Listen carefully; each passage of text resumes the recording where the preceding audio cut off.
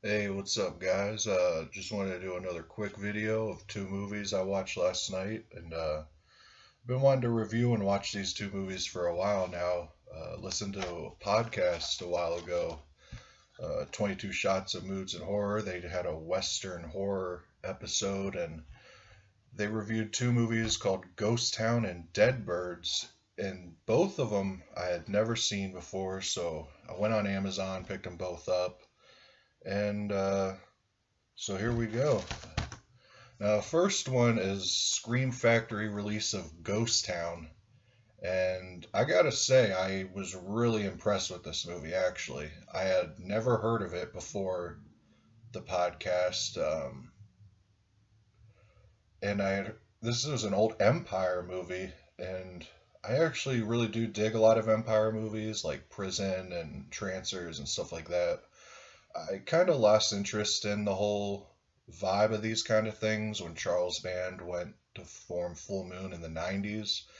I like the classics like Puppet Master and stuff like that, but it was never as good as Empire Pictures back in the day. And this movie actually is perfect example of why I loved Empire Pictures because it was actual quality, even though it was low budget, and it was jarring almost to see Charles Band's name associated with something that was of actual quality.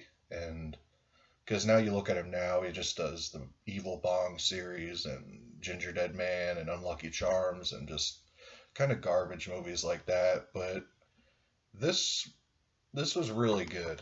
Um, I honestly don't know who this was aimed for because the whole movie has like a very kiddish vibe, like it was made for like almost Disney Channel or something. But there's moments of like good gore. There's bloody gunshot wounds, like a bunch of stuff that it's almost battling itself. You don't know if to take it serious as an adult movie or. Although I'm seeing here it is rated R, which is really strange to me because there was nothing in it really that would make it seem like it was rated R. So, um, yeah, but basically the whole thing is this woman gets like magically transferred to this ghost town of like a Wild West type thing, and she's being held captive by this evil guy named Devlin, who's, in my opinion, he's actually kind of annoying. He has this really annoying laugh and this kind of smirk that I don't know. He's not really menacing to me. There's a lot of other people in this town that to me would be more menacing than the bad guy in this thing. But yeah, then the sheriff goes into this thing and he's trying to, rescue this woman, and that's basically it. And this thing is 85 minutes, and to be honest, this thing flies by. This is one of the funnest movies I've seen in a while. And I had heard this thing, it didn't even have a DVD release, it only had a VHS release and a Laserdisc release.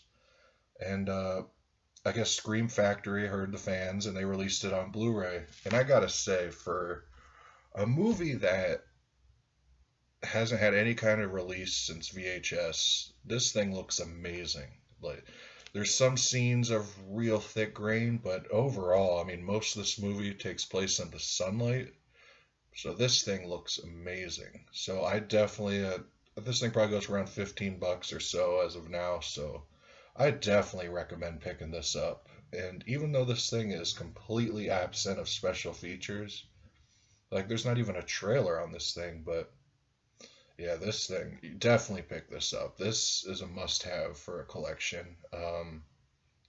You could put this on for the whole family. I mean, even though there's little bits of gore, compared to today's standards, this is a good movie. So definitely pick this one up. And the second one, Dead Birds. Now, for some reason, I had high expectations for this because I was looking at the cast. It's got that Patrick Fugit, or however you say his last name, from Almost Famous, and it's got Michael Shannon before he was real known. And honestly, I thought this thing was boring. Like, I don't need a whole lot of action, but just something about it. I don't know. It just didn't do it for me. And I looked up a bunch of reviews, and people are saying they really love this movie, which is almost bizarre to me because I love slow burn movies. You know, this thing should have everything going for it, but it just didn't do it for me. And what's weird, this cover to me looks really bad and really cheap, and I was hoping this was the kind of thing where the movie's a lot better than the cover, but I hate to say it, this perfectly sums it up because the CGI and the creatures in this thing to me look terrible. Um, this thing came out in 2004. I kind of would expect better than that, and I'm not really sure if this is a made-for-TV movie or what the deal is with this because I didn't hear of this until that podcast, but it says rated R, so I'm thinking it's a direct-to-DVD movie. But man, I really didn't like this thing. This I don't even know if I'll probably ever watch this again, but yeah.